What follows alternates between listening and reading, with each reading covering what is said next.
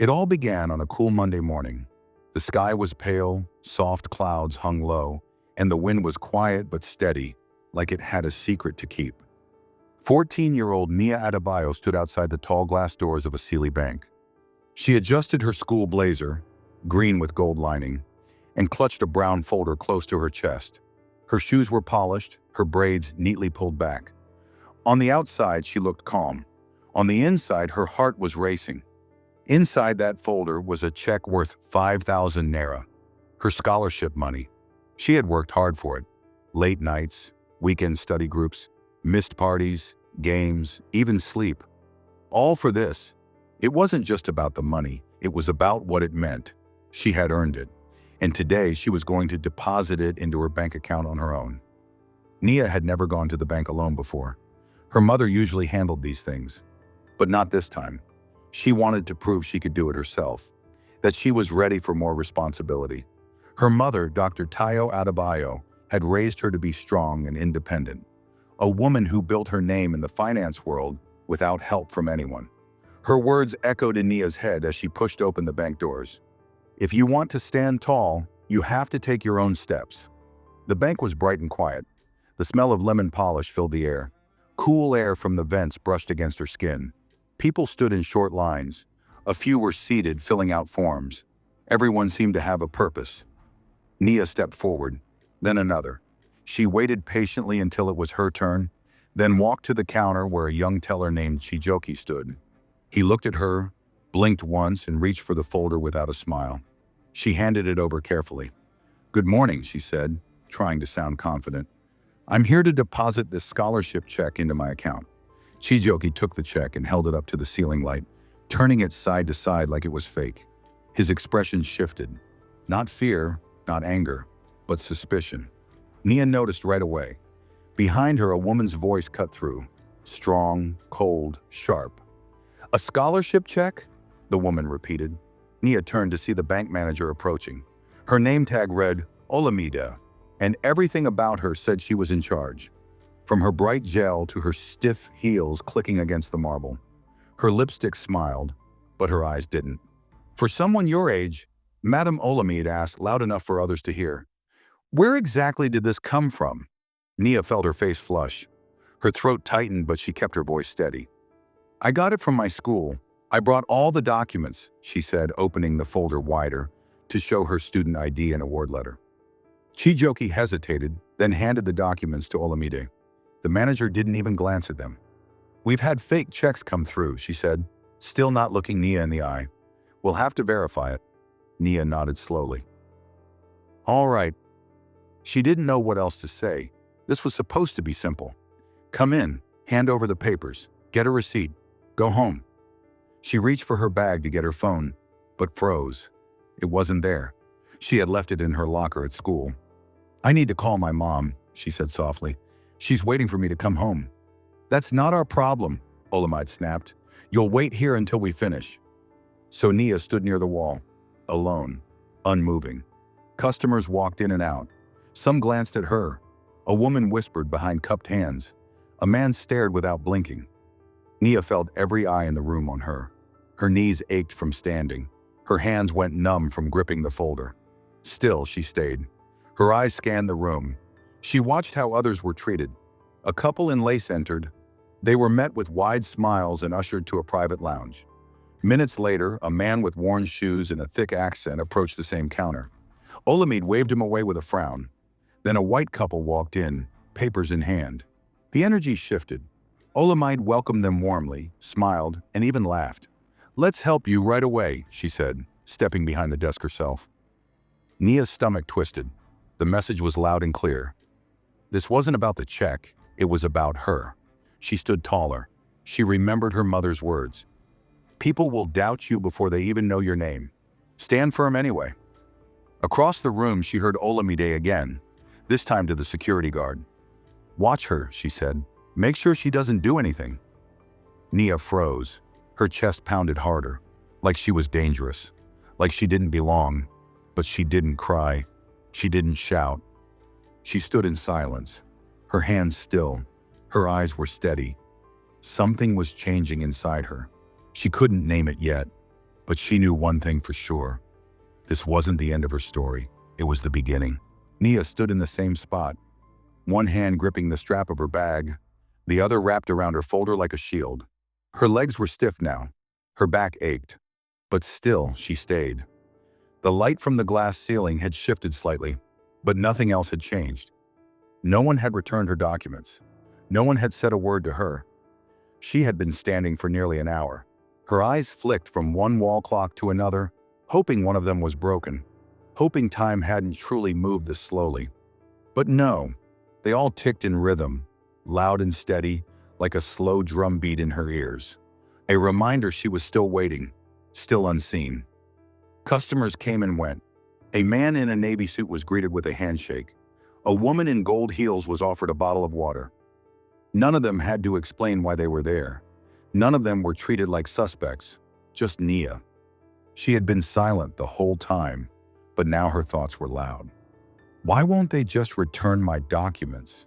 Why am I the only one standing here like this? What did I do wrong? The questions pressed down like a weight. She shifted her feet and tried to loosen her shoulders. The pressure didn't leave. She tried to remember what her mom had told her that morning. "You've got this." It sounded so far away now. Then she caught something strange. Madame Olamide was back behind the counter, whispering to Chijioke. The young teller nodded but didn't speak. Olamide's voice was low, but Nia was close enough to hear. "She's still here?" she asked, her tone tight. "Get someone to move her out of the way. We can't keep her standing there." "Should I return the documents?" Chijioke asked quietly. "No, not yet," Olamide said, shaking her head. "Let her wait. If she gets tired, she'll leave. Then we don't have to deal with it." Nia's breath caught in her throat. She wasn't being helped. They were waiting her out, hoping she'd give up and go. She looked at her folder. Inside, her check, her ID, and her award letter. Proof that she had earned everything. But now none of it mattered. They had already decided what kind of girl she was, without even asking. She took a deep breath and let it out slowly. She thought about walking out, going home, and telling her mom what happened. But the thought of leaving without being heard, without being taken seriously, made her chest tighten. She couldn't go. Not yet. Nia's gaze drifted around the bank again.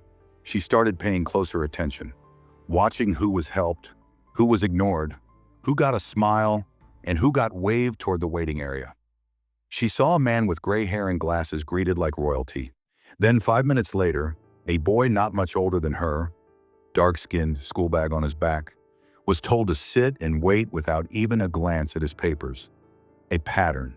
It wasn't random. Nia wasn't the only one, but she was the only one still standing. The security guard, a bulky man in a black jacket, finally walked toward her. He didn't smile, just pointed to a corner near the back wall. "You'll stand there," he said. "Manager's orders." She didn't argue. She walked to the corner as instructed, her shoes tapping softly on the shiny floor. Once there, she leaned against the wall and looked around. It gave her a wider view of the room. She could see everything now. All the counters, all the conversations, all the people. It helped, not a lot, but a little. It made her feel less trapped. Then something unexpected happened. From her new corner, she saw Madame Olamide walk over to a tall man in a gray suit. He looked important, like someone with power. Nia couldn't hear much, but she saw them shake hands. She watched as Olamide handed the man a folder marked "Confidential." He flipped it open quickly, nodded, and slid it into his briefcase. Nia blinked. That folder had the same kind of stamp her mother used at her company. Her heart beat faster. She leaned forward slightly, trying to see the man's face better. He turned, just for a second, and Nia recognized him. Harrison Madhu, the CEO of a rival bank. Her mother had mentioned him before during dinner, not with hatred, but with caution. "He plays dirty," her mom had said, "and he's always looking for an advantage." Why was he here? Why was Olamide giving him documents? Nia's thoughts raced. Could this be why she was being stalled? Was this bigger than just her check? She opened her folder and pulled out her notebook, the same one she used for everything: homework, ideas, dreams. She flipped to an empty page and began to write. Her hands shook a little. But she wrote anyway. The time, the names, the details. If no one else would see what was happening, she would make sure it was written down. Olamide and Harrison spoke a bit longer. Then he left. No one stopped him. No one questioned anything. Just a quiet handshake and a confident walk out the door. Olamide turned back toward the counter, but her eyes flicked to Nia's corner. They locked eyes. Nia didn't blink. She wanted Olamide to know. She saw everything, and she wasn't going anywhere. Nia stayed planted in that corner for what felt like forever. Her fingers clutched the pen tighter than she meant to. Her notebook was open in one hand, her folder tucked beneath her elbow. She kept writing. Quiet notes, times, faces, snippets of conversation she could recall. If they were going to pretend she didn't matter, she'd make sure every detail of what they did was remembered.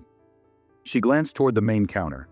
Madame Olamide was now standing behind Chijioke again, flipping through a stack of papers with forced calm. But her eyes kept sliding toward Nia, just for a second at a time. It wasn't fear or concern. It was annoyance.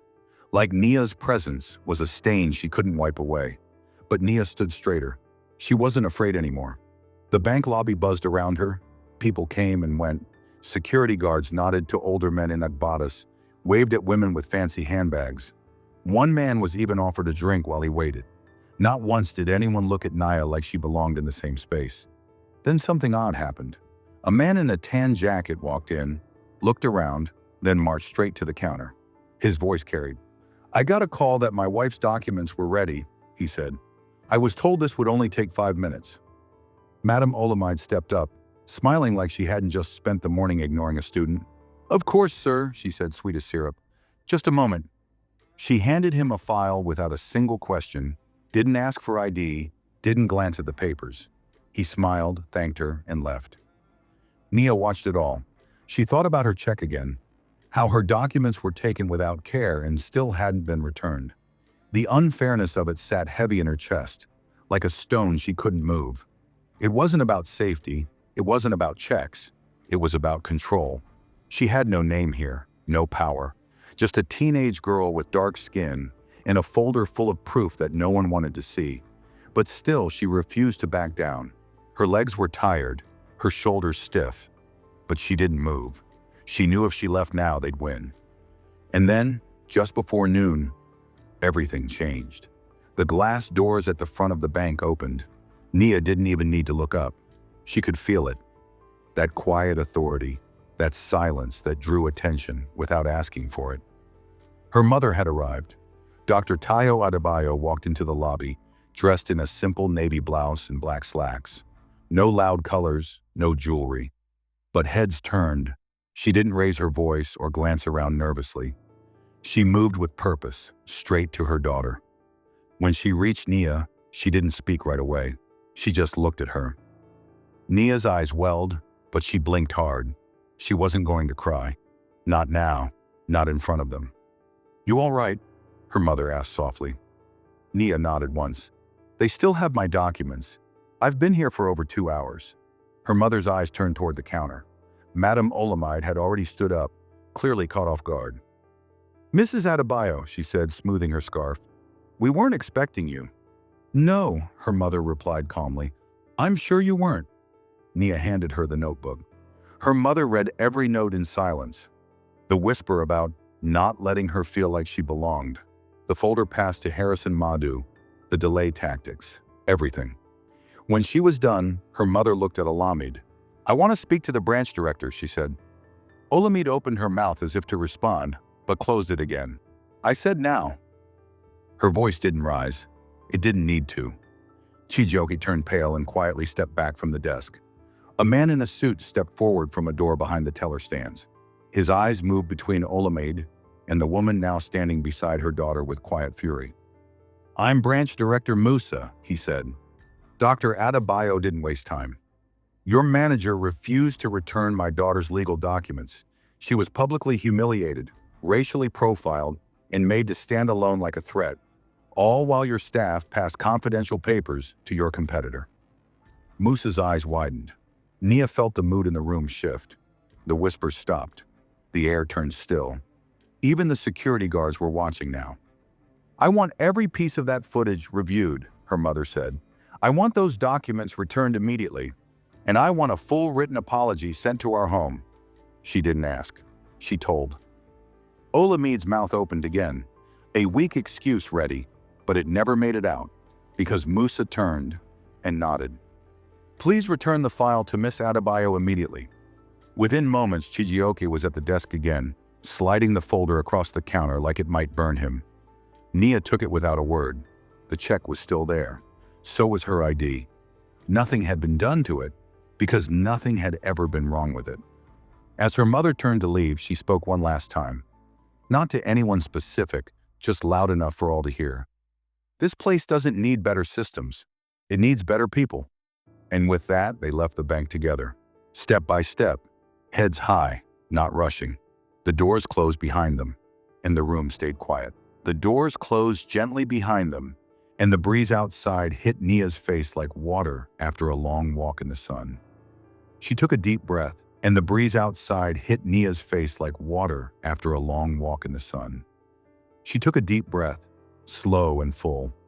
It wasn't just about the air. It was about release.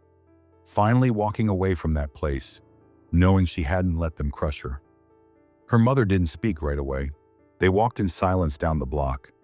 Heels tapping, cars passing, street vendors calling out roasted plantain and bags of oranges. Life outside the bank hadn't changed, but Nia had. They stopped at the car and her mom unlocked the door. Before they got in, she turned to Nia. "You did good today." Nia looked up. "Even though I froze. You didn't freeze, you stood. You watched. You wrote. And you didn't leave. That takes more strength than most people realize." Nia wasn't sure how to respond, but a small part of her began to feel steady, stronger. They got into the car and Dr. Adebayo gently placed the folder in the back seat. Her expression had softened, but her hands still gripped the wheel tightly. "This won't end here," she said. "What Olamide did, what they all did, that's not just poor service. That's something deeper. That's what keeps young people thinking they don't belong in places like that." Nia looked out the window. "I felt invisible and watched, both at once." Her mother nodded. "That's how it works. They don't want to see you, but they're ready to accuse you the second you breathe too loud." The drive home was quiet, but the silence wasn't heavy anymore. It was focused. At home, their house felt different, not because anything had changed, but because Nia had. She walked into the living room and placed the folder, still sealed, on the coffee table. Then she sat down and, without being asked, opened her notebook. Her mother passed by and paused. "You're still writing?" Nia nodded. "If I don't, who will?" Dr. Adebayo smiled, small but real. Over the next few days, the story spread, quietly at first. A few students at Nia's school heard, then a teacher, then a parent. The story moved from hallway whispers to email threads. One of the teachers asked Nia to share what happened during assembly. At first, she said no, too much attention. But her mother told her, "If you speak, others will realize it's not just them." So Nia agreed. She stood at the podium with the same folder tucked under her arm. She didn't shout, didn't cry. She told the truth in plain words. How she walked into a bank to deposit money she had earned and was treated like she didn't belong. How she stood alone while others were helped. How she watched confidential documents handed to a rival CEO. How none of it changed until her mother arrived. And how it shouldn't take a grown adult to demand basic respect. The room was quiet when she finished. A different kind of quiet. Not awkward, not empty, just awake. After the talk, students came up to her. Some shared their own stories, not just in banks, but in stores, schools, hospitals. One boy said, "I didn't think anyone else noticed stuff like that." A girl whispered, "I never would have had the courage to stay." Later that week, her mother got a call from a national paper. They wanted to talk about the treatment of young black girls in professional spaces. Dr. Adebayo asked Nia if she wanted to be part of the interview. Nia didn't hesitate. "Yes." The journalist came to their home. A woman with short curly hair and kind eyes. She listened more than she spoke. Nia told her everything, from the smell of the bank to the ache in her legs from standing. She showed her the notebook, let her read it, held nothing back. The article came out a week later, titled, The Girl Who Waited. It wasn't dramatic, it wasn't loud, it was honest, and that's what made people listen.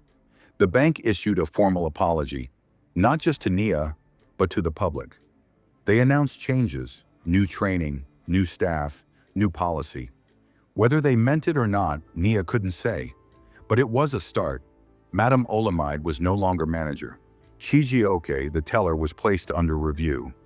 The security guard was removed from the front desk entirely. But the real change wasn't in the bank. It was in how people saw Nia.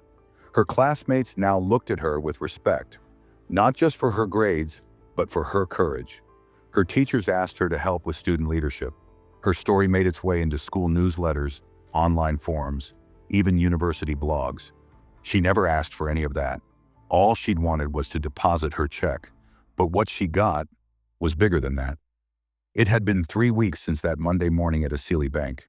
The folder now sat neatly on Nia's bookshelf, beside her textbooks and a row of lined notebooks.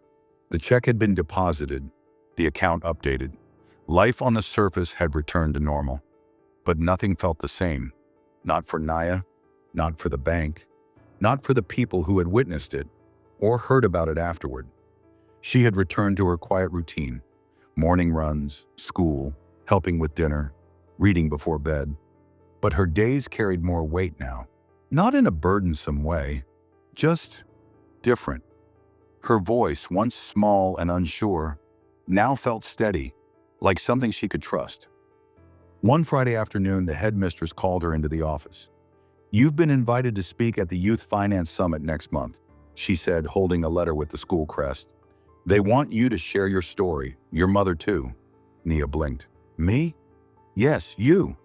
The summit was a gathering of students, teachers, policymakers, and bank executives, all there to discuss access, fairness, and youth leadership in financial spaces. And they wanted to hear from a teenager who had stood her ground in silence, in public, with nothing but her folder and her name. Nia felt something stir in her chest, a mix of nerves and something else, something like purpose. She accepted the invitation. When the day came, she stood on a wide stage in front of rows of seats. People in suits, young students in uniforms like hers, even the new manager of Asili Bank sitting in the front row. Nia didn't give a polished speech. She simply told the story. How she had gone into the bank with her check and left with something far more valuable. The truth that how people treat you says more about them than it ever will about you.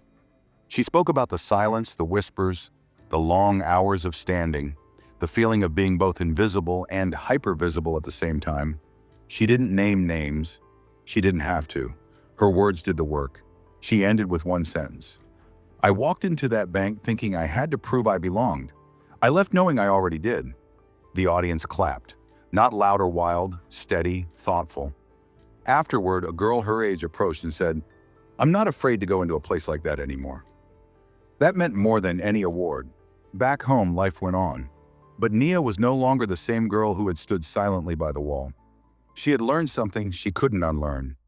That speaking up doesn't always mean shouting.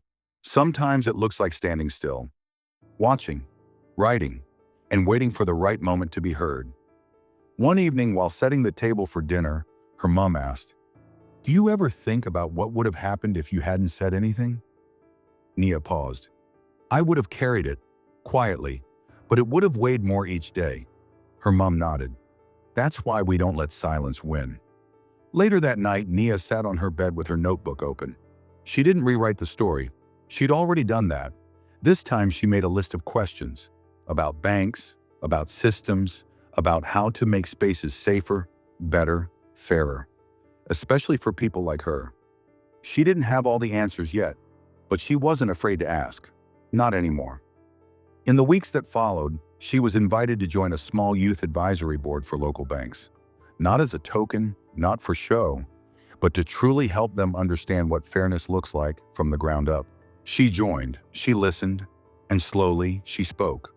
What started as one girl with a folder had grown into something more. A movement, a quiet one, but powerful, and Nia knew she wouldn't stop. Not now, not ever. What would you have done if that was you, facing silence, judgment, in power games at just 14? Drop your thoughts in the comments, then like the video, share it with someone who needs to hear it, and don't forget to subscribe for more stories that speak truth.